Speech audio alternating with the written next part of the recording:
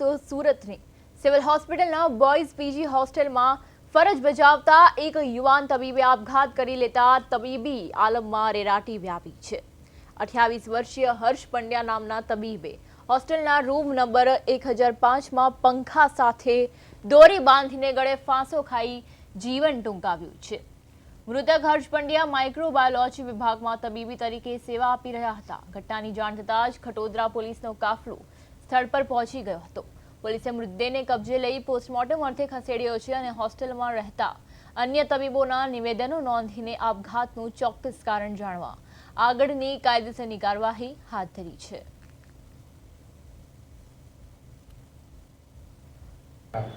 मैं जब बाहर आ रहा था दरवाज़ा मैं वहाँ से आ रहा था ना तो दरवाजा ऑलरेडी दोस्तों तोड़ दिया था उसने। वो रो रहे थे जब बैठ गए थे वो लोग बोलते फिर मैंने देखा, मैंने बोला कि बॉडी को टच मत करना, दूर खड़े रहो। फिर उन लोगों ने 108 का फ़ोन किया, फिर ऐसे सब खड़े रहे दूर दूर, कोई आया नहीं पास में। कितने बजा हुआ क्या लगता है? 8:20 ऐसा ऊपर नीचे कुछ है। सुबह की बात? सुबह की फर्स्ट सुबह वाली। रात को कुछ हुआ था इधर? नहीं, मेरा तो फर्स्ट शिफ्ट में शिफ्ट रहता है। ये कौन सी बिल्डिंग के थे? ये पीजी 10 माला, कौन सा ब्लॉक कौन सा है? 10 माला दो block B block. B block में 10। ફોરેન્સિક મેડિસિન વિભાગમાંથી આજે અમારા સાથીદાર મતલબ એટલે બીજા ડિપાર્ટમેન્ટના છે, માઇક્રોબાયોલોજી ડિપાર્ટમેન્ટ, તો એમને આજે સવારે મતલબ જાણ થઈ અમને 8 વાગ્યાની આસપાસ એમને આપઘાત કર્યો છે। તમે એને મિત્ર છો કઈ રીતે તમે એને કિશોરને મળ્યા હતા કાલે? એટલે અમે નથી મળ્યા, અમારો વિભાગ અલગ છે, એમનો માઇક્રોબાયોલોજી ડિપાર્ટમેન્ટ છે। તેમના જે સાથીદાર મિત્રો હોય છે, બીજા સાથીદાર તબીબો કલીગ્સ જે હોય છે, એમનો કોલ આવ્યો હતો કે આવું આ રીતના ઘટના થઈ જતો તો તમે ફોરેન્સિકમાંથી કોઈ આવીને મતલબ જોઈ લો એમ આ રીતના। કેટલા વાગ્યાની ઘટના છે? એટલે ઘટના તો અમને તો સવારે 8 વાગે કોલ આવ્યો હતો, એમના કલીગ છે R1 ફર્સ્ટ યરના જ છે તબીબ, એમનો કોલ આવ્યો હતો। એટલે અમે જોયું તો પંખા પર લટકેલા હતા રસ્સીથી, અંદરથી દરવાજો બંધ હતો તો એમના મતલબ જે સાથીદાર હોય છે તબીબ તો એ લોકોએ મતલબ કોન્ટેક્ટ કરવાનો ટ્રાય કર્યો તો ફોન સુરતના સિવિલ હોસ્પિટલ ખાતે ડૉક્ટર છે તેમણે આપઘાત કર્યો છે અને સીધા દૃશ્યો અત્યારે હોસ્પિટલમાં કે આ પ્રમાણે 1005 નંબરની જે રૂમ છે તેમાં જે અહીંના તબીબ છે બોયઝ પીજીના રૂમ નંબર 1005માં તબીબે છે તે આપઘાત કર્યો છે। ત્યારે હાલ પ્રાથમિક જે વિગતો સામે આવી રહી છે કે 28 વર્ષીય હર્ષ પંડ્યા નામના તબીબે આપઘાત છે તે કર્યો છે અને કયા કારણોસર કર્યો છે એટલે તેની સાથેના કારણ જાણવા માટેનો બીજી તરફ પોલીસથી માંડી અને જે રીતે અધિકારીઓ છે તે ઝીણવટભરી તપાસ કરી રહ્યા છે, પરંતુ મહત્ત્વની વાત છે કે માઇક્રો જે બાયોલોજીના તબીબે પંખા સાથે દોરી બાંધી અને ગળાપાસો ખાઈને જીવન છે તે ટૂંકાવ્યું છે। ત્યારે ખટોદરા પોલીસે તપાસ હાથ ધરી છે, પરંતુ મહત્ત્વની વાત છે કે કયા કારણોસર અને કઈ રીતે ગમે કારણોસર જે આપઘાત કર્યો છે એટલે તેનું કારણ છે તે હજુ અકબંધ છે, પરંતુ હાલ ખટોદરા પોલીસે પ્રાથમિક જે કાર્યવાહી છે તે હાથ ધરી છે, ઝીણવટભરી તપાસ છે।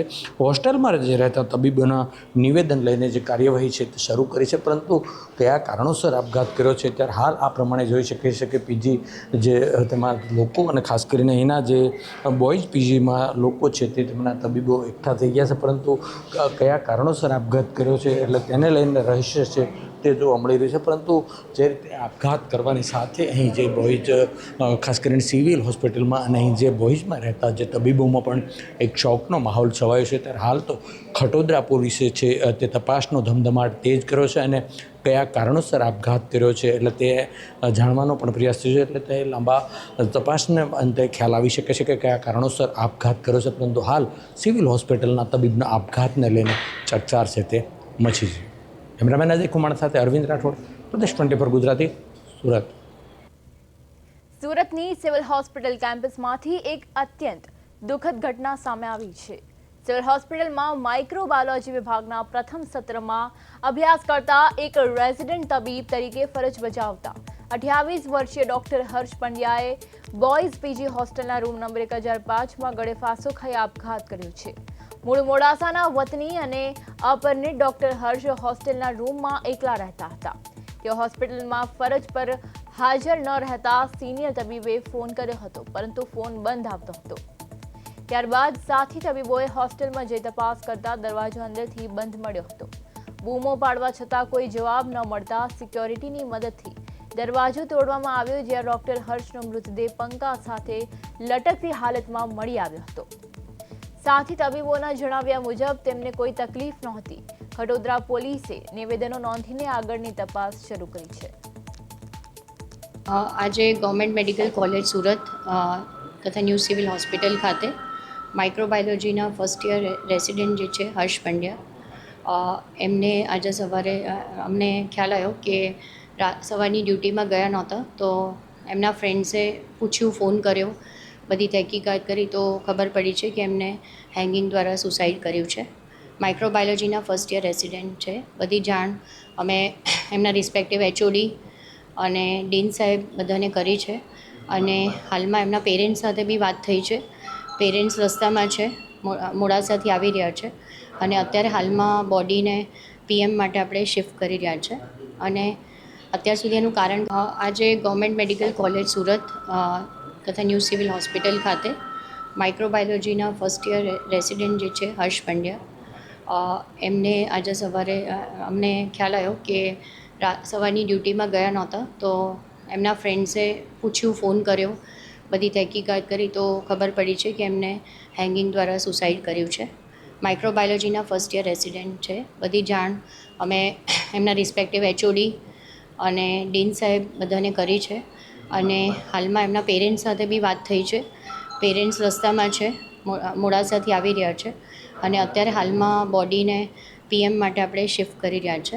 અને અત્યાર સુધી એનું કારણ અમારી સંસ્થા માટે અને કોલેજ માટે ખૂબ જ દુઃખદ બાબત છે અને સમાજ માટે પણ ખૂબ દુઃખદ બાબત છે, કારણ કે આજે એક વિદ્યાર્થી PGમાં પ્રથમ વર્ષીય જે છે એના દ્વારા આ પ્રમાણેનું કાર્ય કરવામાં આવ્યું હોય, એનાથી વિદ્યાર્થીને પોતાને, એના કુટુંબને, સમાજને, સંસ્થાને, તમામને એક શોકનું વાતાવરણ છે.